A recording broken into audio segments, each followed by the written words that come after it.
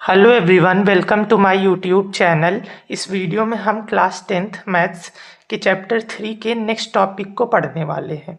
तो इससे पहले मैंने जितनी भी वीडियोस बनाई हैं, अगर आपको कोई भी पर्टिकुलर वीडियो देखनी है तो इस चैप्टर की प्लेलिस्ट का लिंक आपको नीचे डिस्क्रिप्शन में मिल जाएगा। वहाँ पर आप जाकर देख सकते हैं, आपको सारे वीडियोस लाइन वाइज मिल जाएंगे।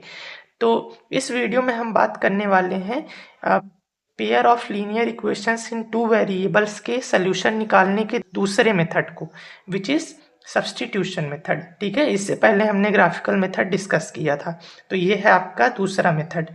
तो देखिए, सब्स्टिट्यूशन मेथड में क्या होता है। देखिए, आपको पता है तीन तरीके की आपकी पेयर ऑफ इक्वेशंस होती हैं। एक तो इंटरसेक्टिंग वाली होती है। ठीक है, सबसे पहले मैं इंटरसेक्टिंग वाली लेके आपको बताता हूँ, जो ग्राफ पे इंटरसेक्ट करती हैं। ठीक है, जिनका सोल्यूशन जो होता है वो केवल वन होता है ना। तो देखिए, सबसे पहले मैं एग्जांपल ले लेता हूँ। तो ये है x plus y equal to 5। ठीक है, और x minus y equal to 1। ठीक है, तो ये हो गई आपकी पहली इक्वेशन, ये हो गई आपकी दूसरी इक्वेशन। ओके, तो आप देखिए, अब इंटरसेक्टिंग कैसे है ये मैंने आपको पहले ही बताया है, लेकिन मैं फिर बता देता हूँ। हम इसका ऐसे निकालते हैं ना, a1/a2, b1/b2 और c1/c2, इसको हम निकालते हैं। तो देखिए यहाँ पर a1 क्या है, x के साथ पहली इक्वेशन में 1, a2 क्या है, x के साथ दूसरी इक्वेशन में 1, तो ये आ गया 1। और b1 क्या है, पहली इक्वेशन में जो x के साथ क्या है 1, दूसरी सॉरी y के साथ, और दूसरी इक्वेशन में y के साथ क्या है -1। ठीक है, साइन भी ध्यान देना है। तो ये क्या आ जाएगा, माइनस ऊपर चला जाएगा, तो ये आ गया -1। और c1/c2, c1 क्या है, देखो इसको इधर भेजोगे तो ये c बन जाता है ना। तो ये हो जाएगा -5, और इधर आएगा ये तो -1, माइनस से माइनस कैंसिल, ये आ गया आपके पास 5। तो आप देखो, a1/a2 ये इक्वल नहीं है b1/b2 के। ठीक है, तो बस आपको यही देखना रहता है, पहला वाला a1/a2 और c1/c2 इक्वल हो या ना हो कोई मतलब नहीं। तो ये दोनों इक्वल नहीं है, तो ये कौन सा केस है, इंटरसेक्टिंग वाला। और मैंने याद कैसे कराया था कि ऐसे दो लाइन से इसको ये इंटरसेक्ट कर दे रहा है। देखो, ये ऐसे ये इंटरसेक्ट कर दिया है ना। तो सब्स्टिट्यूशन मेथड में क्या करते हैं हम पहली इक्वेशन से x या y की वैल्यू निकालते हैं। ठीक है, पहली इक्वेशन से x की या y की वैल्यू निकालते हैं, उसके बाद उसको दूसरी इक्वेशन में पुट कर देते हैं। जैसे आप अगर पहली इक्वेशन देखो तो ये क्या है, x plus y equal to 5, है ना। तो मैं क्या करता हूँ, मैं यहाँ से x की वैल्यू निकाल लेता हूँ। तो अगर मैं x निकालूंगा तो ये क्या हो जाएगा 5, y इधर प्लस हो रहा है, इधर आके माइनस हो गया। ठीक है, तो मैंने ये वैल्यू निकाल ली। अब क्या करेंगे, इस वैल्यू को इस दूसरी इक्वेशन में पुट कर देंगे। क्या करेंगे, put the value of x in equation 2। अब इस पहली इक्वेशन से जो हमने x को निकाला दूसरे में पुट कर देंगे। तो दूसरी इक्वेशन है क्या, x minus y equal to 1, है ना। अब x हमने क्या निकाला 5 माइनस वाई, तो ये हो जाएगा 5 माइनस वाई। ठीक है, ये x की वैल्यू है। ठीक है, और ये है माइनस, और y this is equal to 1। तो ये क्या हो जाएगा, 5, ये हो जाएगा माइनस माइनस प्लस, तो ये हो जाएगा -2y इक्वल टू 1।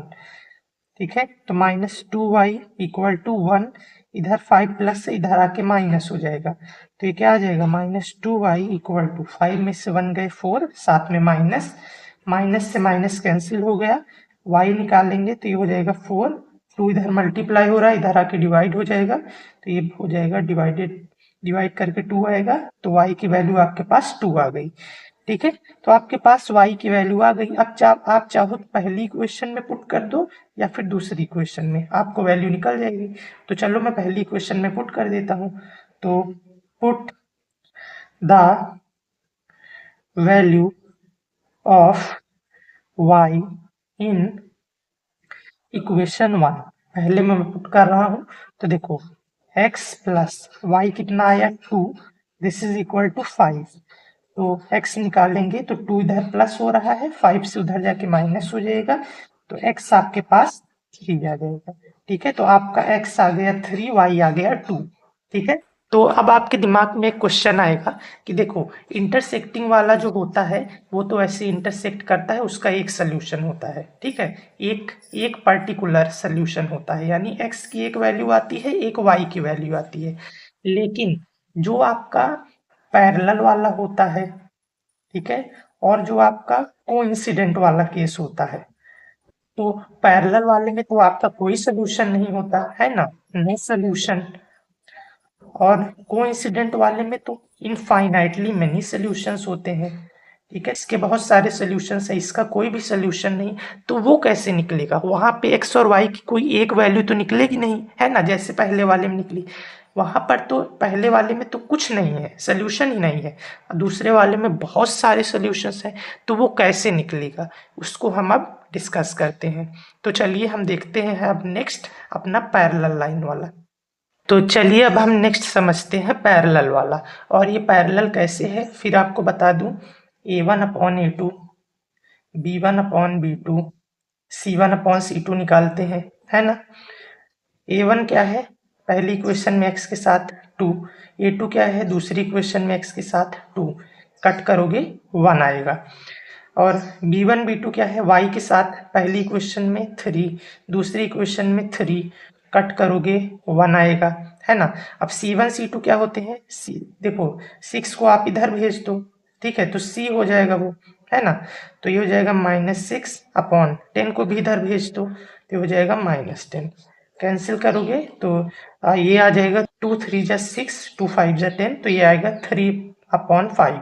तो आप देखोगे कि A1/A2 इक्वल है B1/B2 के, और ये इक्वल नहीं है C1/C2 के। तो जब इस तरीके से होता है आपका, तो ये कौन सा केस होता है, पैरेलल वाला। ठीक है, आपको मैंने याद कराया था कि पहला इक्वल टू देखो ये ऐसे बन रहा है, इस तरीके से पैरेलल की तरह। ठीक है, तो इसमें भी अपना सब्स्टिट्यूशन मेथड यूज करेंगे। तो सबसे पहले क्या करते हैं, हम पहली इक्वेशन से x या y की कोई वैल्यू निकाल लेंगे। तो मैं x की वैल्यू निकाल लेता हूँ। तो ये क्या होगा, देखो ये हो जाएगा 2x is equal to 3y, इधर प्लस है उधर जाके माइनस। ठीक है, तो इस 6 में से माइनस हो गया। अब अगर मैं x की वैल्यू निकालूं तो x क्या हो जाएगा, देखो 6 - 3y है, 2 इधर मल्टीप्लाई है, इधर आके इसके अपॉन में हो जाएगा, यानी डिवाइड हो जाएगा। ठीक है, अब x की वैल्यू को क्या करेंगे, दूसरी इक्वेशन में पुट कर देंगे। ये थी आपकी पहली इक्वेशन, ये थी आपकी दूसरी इक्वेशन। तो क्या करेंगे, put the value of x in equation 2, इसमें पुट करेंगे। तो ये क्या है, 2x + 3y = 10 है। तो यहाँ पे 2 है, x की जगह पे ये लिखो क्या है, 6 - 3y/2। ठीक है, x की जगह पे हमने ये लिखा, x की वैल्यू प्लस 3y = 10। ठीक है, अब आप यहाँ पे देखोगे तो 2 से 2 कैंसिल हो जाएगा, है ना। तो क्या बचा, 6 - 3y + 3y = 10। ठीक है, तो -3y + 3y कैंसिल हो गया, ये क्या आया, 6 = 10। अब आपके दिमाग में क्वेश्चन आएगा कि ये कैसे हो गया, हम तो x और y की वैल्यू निकालते हैं, लेकिन यहाँ पे ना तो x की वैल्यू निकली ना तो y की वैल्यू निकली, ये तो आ गया 6 = 10। तो ये होता है पैरेलल के केस में। पैरेलल के केस में क्या होता है कि देखो इंटरसेक्टिंग वाला जो केस होता है, यानी पहला वाला जो मैंने आपको अभी बताया पहले, उसमें आपकी x और y की वैल्यू निकल जाती है ना। लेकिन पैरेलल वाले का कोई सोल्यूशन नहीं होता। ठीक है, पैरेलल वाले का कोई सोल्यूशन नहीं होता, तो यानी x और y की वैल्यू नहीं निकलती। ठीक है, तो x और y की वैल्यू नहीं निकलती, और जो भी नंबर्स आते हैं वो इक्वल नहीं होते। जैसे 6 = 10, तो ये तो फॉल्स है ना, ये तो गलत स्टेटमेंट हो गई। तो ये होता है आपका पैरेलल वाला केस। ओके, पैरेलल वाले केस में जो लेफ्ट हैंड साइड होती है वो इक्वल नहीं होती है राइट हैंड साइड के। ओके, सो ये था आपका पैरेलल वाला। अब हम बात करते हैं नेक्स्ट कोइंसिडेंट वाला। सो ये है आपका कोइंसिडेंट वाला केस। ठीक है, ये इक्वेशंस कोइंसिडेंट ग्राफ बनाएंगी। देखिए कैसे, फिर से निकाल लेंगे A1/A2, B1/B2, C1/C2। ठीक है, ये मैंने आपको पहले बता दिया है, लेकिन फिर मैं एक बार बताता हूँ ताकि आपका रिवाइज हो जाए। तो A1 और A2 क्या है, पहली इक्वेशन में x के साथ 2, दूसरी इक्वेशन में x के साथ 4, कट करोगे क्या आएगा 1/2।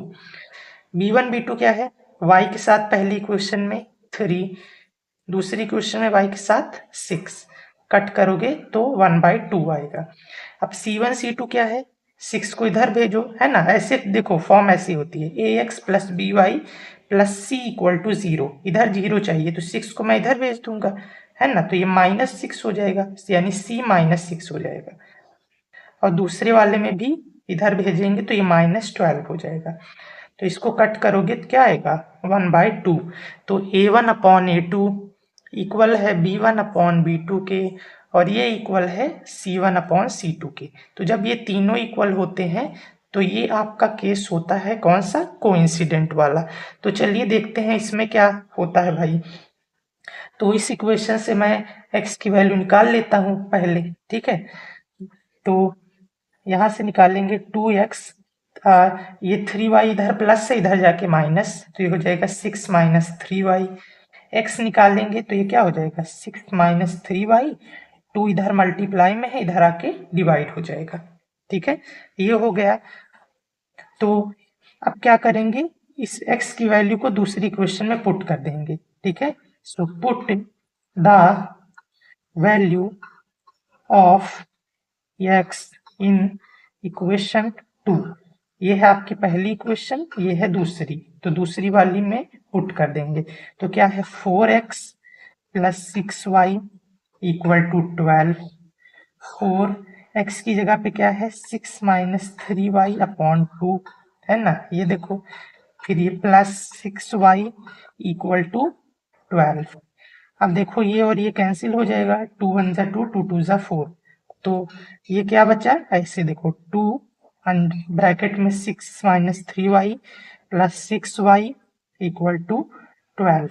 अब देखो इसको मल्टीप्लाई करो, है ना, ये बाहर है तो अंदर दोनों से मल्टीप्लाई होगा, तो 2 × 6 क्या है 12, बीच में माइनस, 2 × 3y क्या है 6y plus 6y equal to 12। तो देखो -6y प्लस 6y कट गया, तो आपका आ गया 12 इक्वल टू 12। तो देखो कोइंसिडेंट वाले में भी आपका x और y की वैल्यू निकल के नहीं आई। ठीक है, सिर्फ नंबर्स निकल के आए, 12 इक्वल टू 12। लेकिन ये देखो ये जो स्टेटमेंट है ये ट्रू है ना, क्योंकि देखो 12 इक्वल टू 12 ये तो करेक्ट है।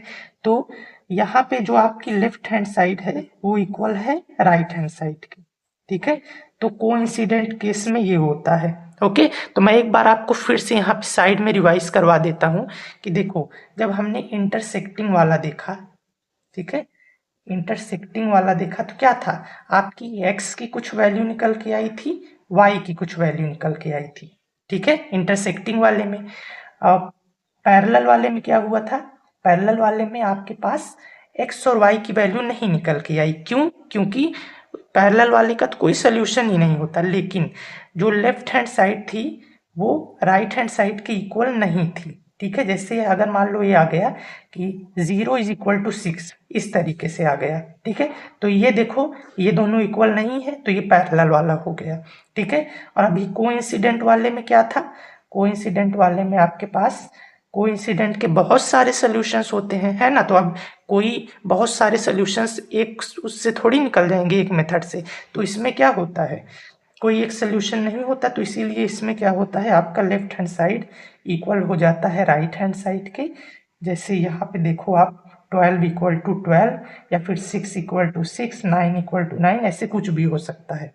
ठीक है, तो ये थे आपके इंटरसेक्टिंग, पैरेलल और कोइंसिडेंट वाले केसेस, और इन सब के लिए हमने सब्स्टिट्यूशन मेथड को डिस्कस कर लिया है। ओके, सो यहाँ पे आपका सब्स्टिट्यूशन मेथड कंप्लीट होता है। अब हम नेक्स्ट वीडियो में अपनी एक्सरसाइज 3.2 2 को कंटिन्यू करेंगे। Okay, so thank you for watching this video. अब मैं मिलूँगा आप लोगों से नेक्स्ट वीडियो में, और अगर आप लोगों को समझ में आया हो so please like the video and subscribe to the channel. Thank you so much.